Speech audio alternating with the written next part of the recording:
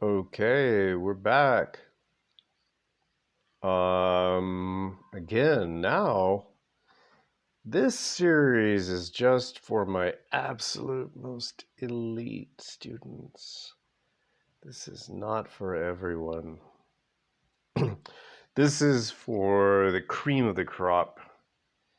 And you know who you are, and I know who you are. And let's go forward. First of all, let me know in private how things are going for you. The whole gist of this project has been the realization of the super self within. I have made some progress that I can feel and test. I hope you have too, because there's just you and there's just me, and a lot of people are depending on us. So, under the guise of English classes and historical investigations, we'll go forward. That monument you see up there is the monument to Mongolian-Russian cooperation during World War II and the ensuing victory, if you want to call it that. So my students know what that is. I just thought it makes a nice picture, and it lets you know what the weather is like. It's rather dramatic out there right now. It might rain, but it's beautiful. Here's a rather better view from the other day. I went hiking up there with a friend, and I got this rather good view. This rather nice, clear, panoramic view of the monument.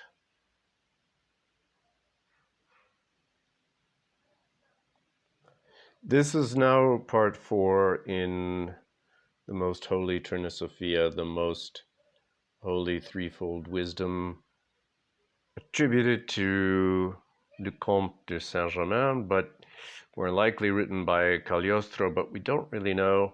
This is section 4. I think we're up to section 4 now. I just want to get through this because I want to move on.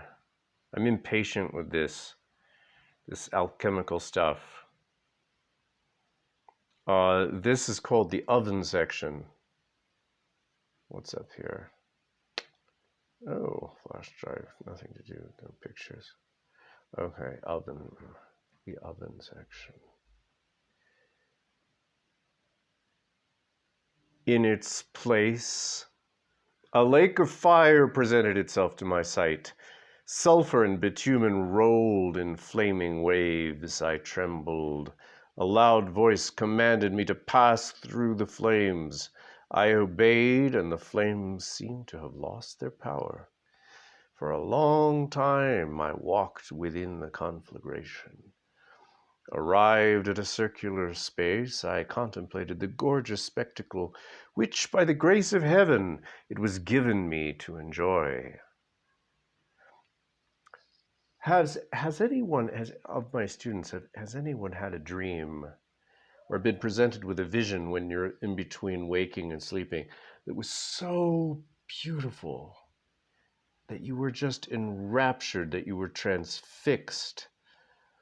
I had a dream once that so I looked up into the heavens, and it was like pre-dawn. The sun was barely rising, and I saw these wonderful sort of geometric lines, um, and like in a mathematical or geometric elucidation of the universe presented to me in these wonderful intersecting lines, and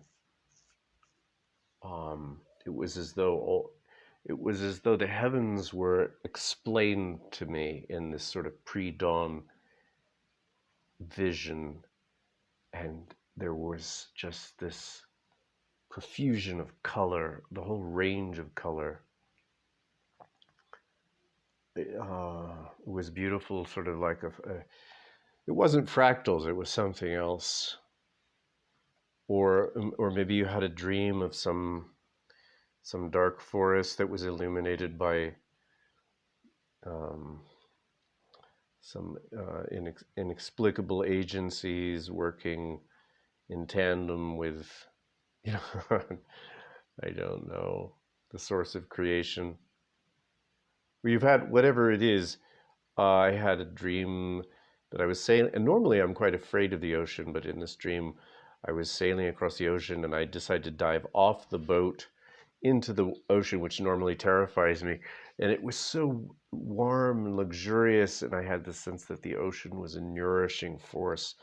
And it felt so good. It was just one of these dreams I'll never forget. I don't know what it is that lines up in the mind when we have these visions that in which we are given a kind of blessing, or and then accompanied by a mental focus that aligns us with these uh, what do you call it? It's an epiphany kind of moments in these dreams, and one wishes one could just live in that state. And maybe that's the impulse behind people using various drugs to attain that state. But drugs are not the answer.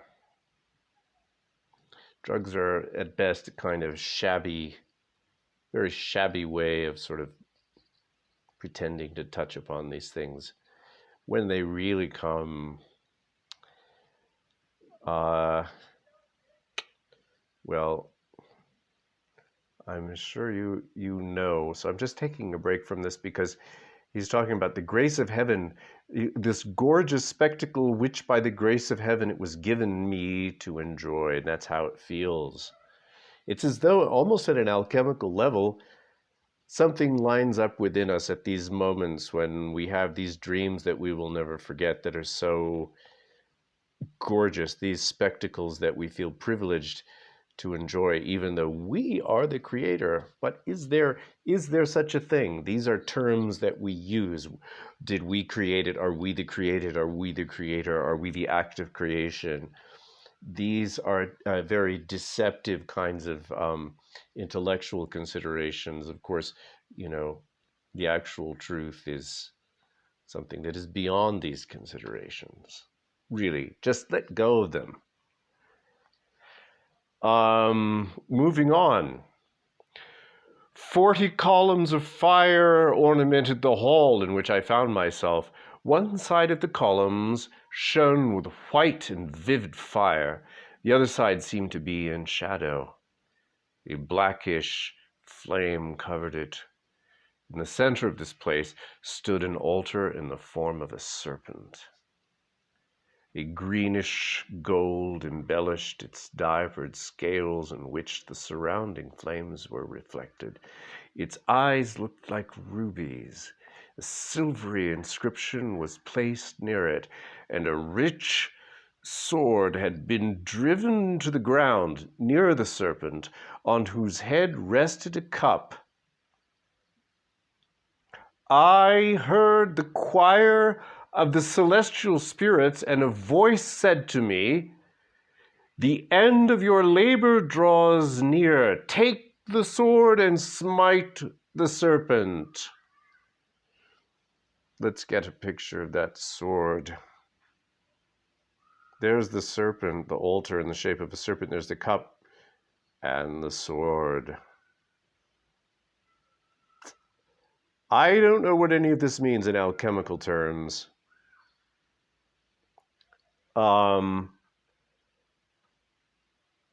I would never smite a serpent. I'll tell you that. Why would I do such a thing? Unless I were really hungry. They say that rattlesnake tastes like chicken, except maybe better.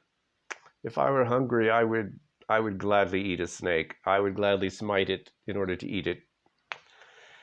But just to gain some kind of so-called like spiritual advantage. I don't think I would. I love snakes. I love all animals. I drew the sword from its sheath, and approaching the altar, I took the cup with one hand, and with the other I struck a terrific blow upon the neck of the serpent.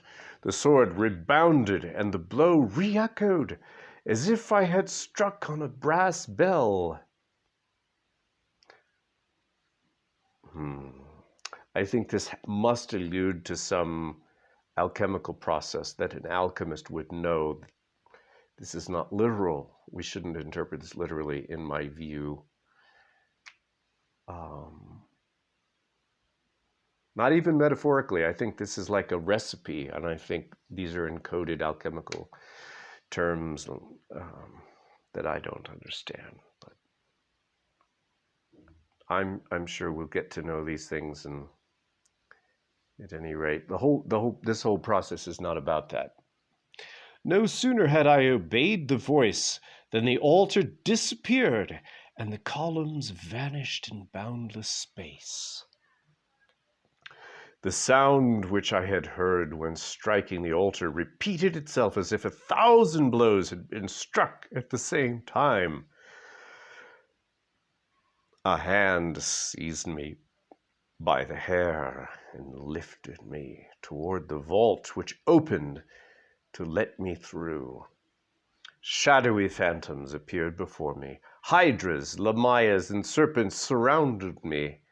The sight of the sword in my hand scattered the foul throng, even as the first rays of light dissipate the frail dream children of the night. Section 5. What is this? Let's see. Looks like an ibis with some branch of something and a candle and a tower, a flaming tower. Ha! Scarcely had I risen to the surface of the earth when my unseen guide led me still more swiftly. The velocity with which we sped through space can be compared with naught but itself. In an instant I had lost sight of the plains below. I noticed with astonishment that I had emerged from the bowels of the earth, far from the country about Naples. A desert and some triangular masses were the only objects which I could see. I wonder where this is. Soon, in spite of the trials which I had undergone, a new terror assailed me. The earth seemed to me only a vague cloud. I had been lifted to a tremendous height. My invisible guide left me, and I descended again. For quite a long time I rolled through space. Already the earth spread out before my confused vision. I could estimate how many minutes would pass until I would be crushed on the rocks. But quickly as thought, my guide darts down beside me, takes hold of me, lifts me up again, and again lets me fall. Finally, he raises me with him to an immeasurable distance. I saw globes revolve around me, and earths gravitated my feet. Suddenly, the genius who bore me touched my eyes, and I swooned. I know not how long I remained in this condition. When I awoke, I was lying on a luxurious cushion. The air I breathed was saturated with the fragrance of flowers. A blue robe spangled with golden stars had replaced my linen garment.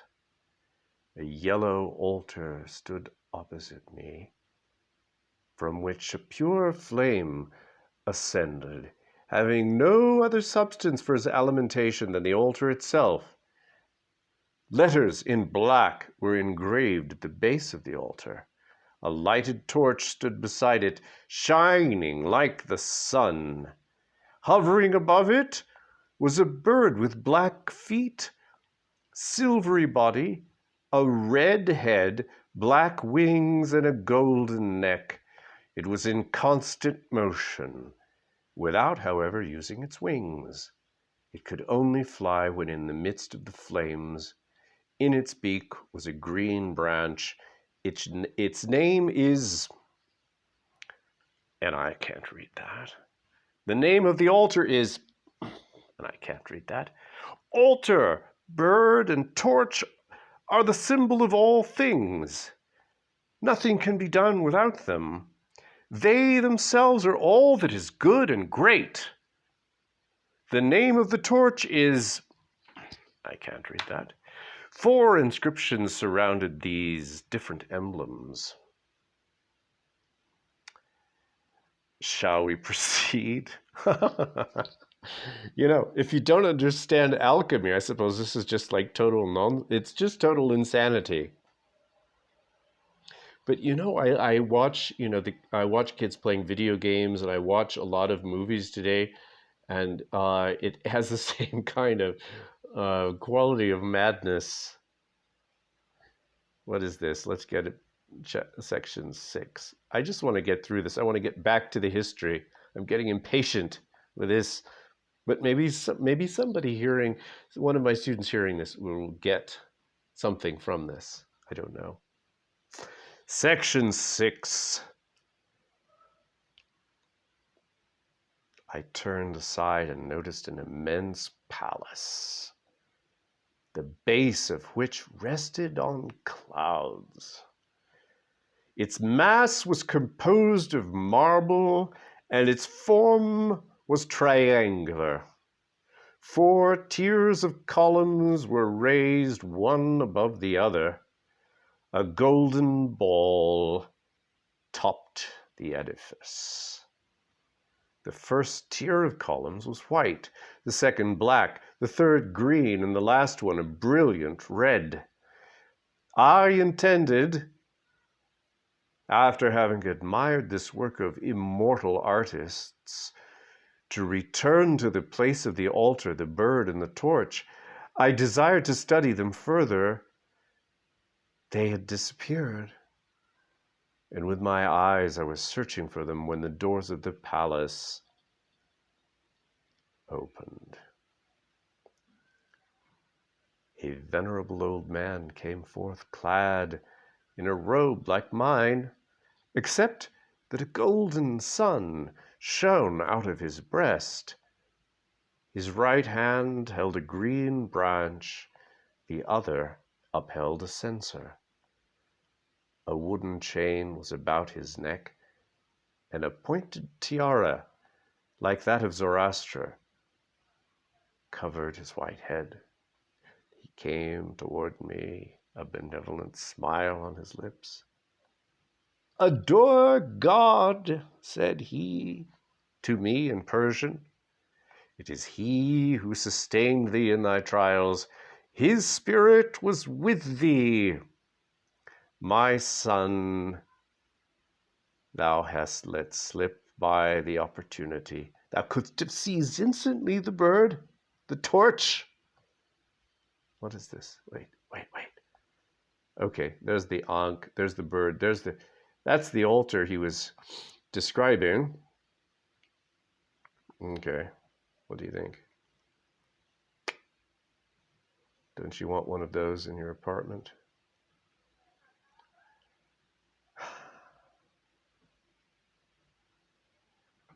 Thou wouldst have become altar, bird, and torch at one and the same time.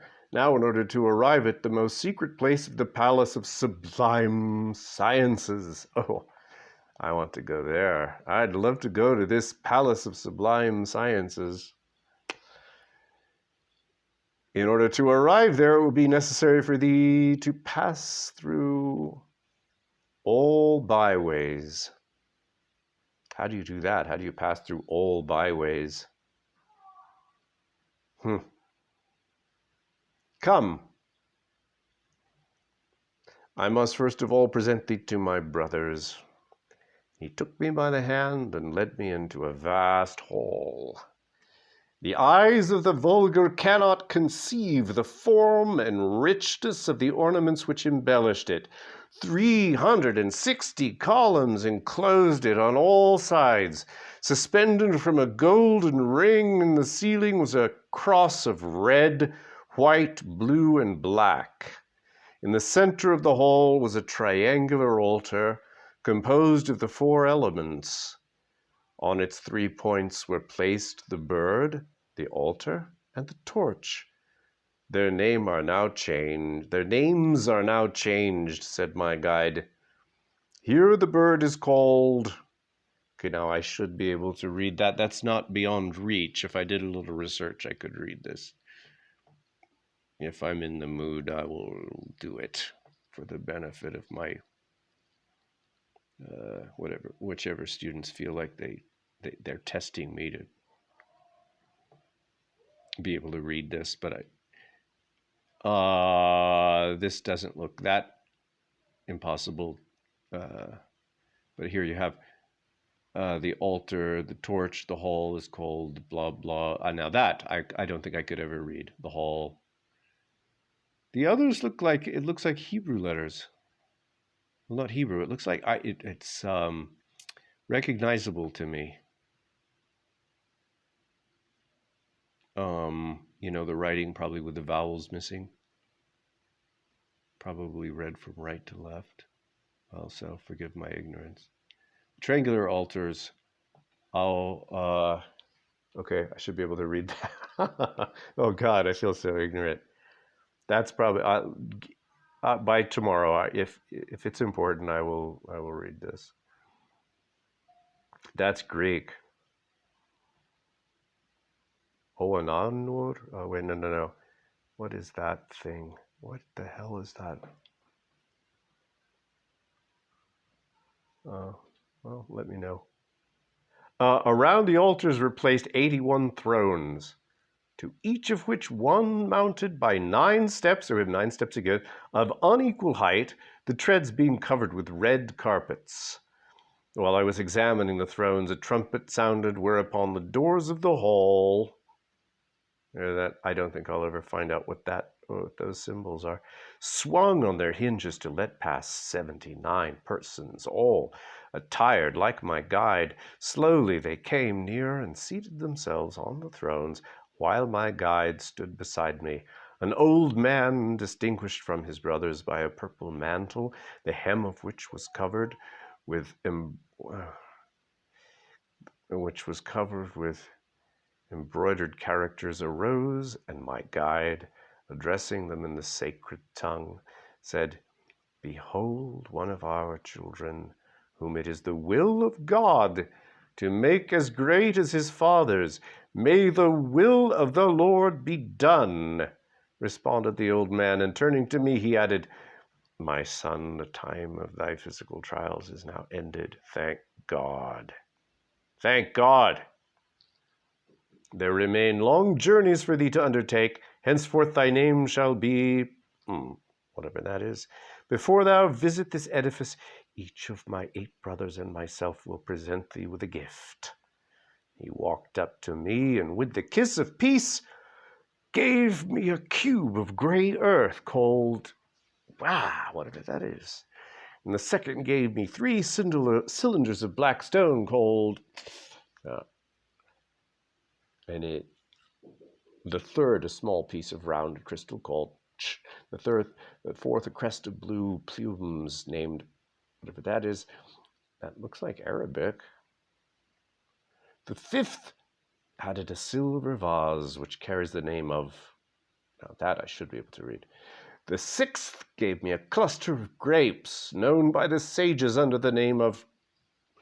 The 7th presented me with the figure of a bird similar in its form to, but it had not its brilliant hues. It was of silver.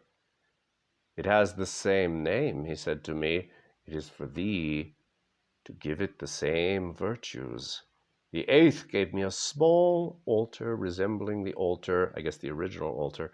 Finally, my guide placed in my hand a torch composed like whatever, of brilliant particles. Is that the subatomic realm? I don't know. However, it was not lighted.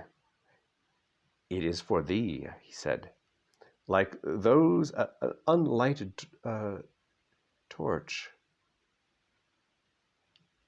Something tells me this is at a realm deeper, smaller than the realm of light, a subatomic realm. But I have no idea. It's just my instinct.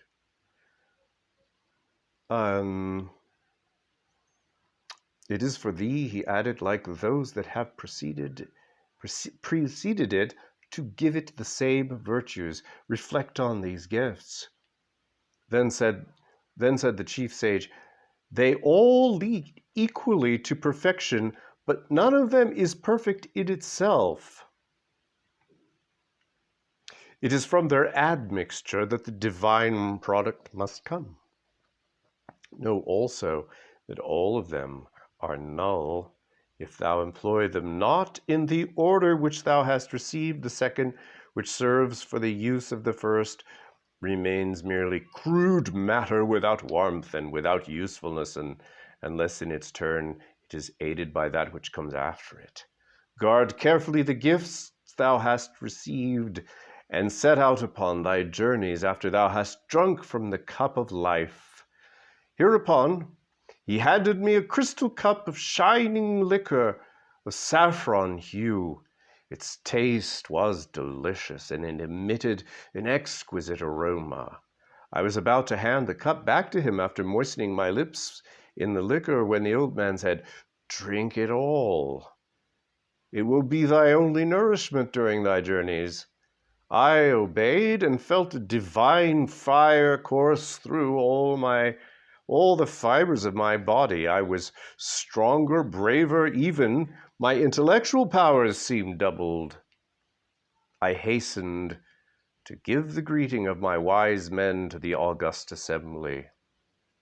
I was about to leave, and at my guide's command, I entered a long gallery on my right hand.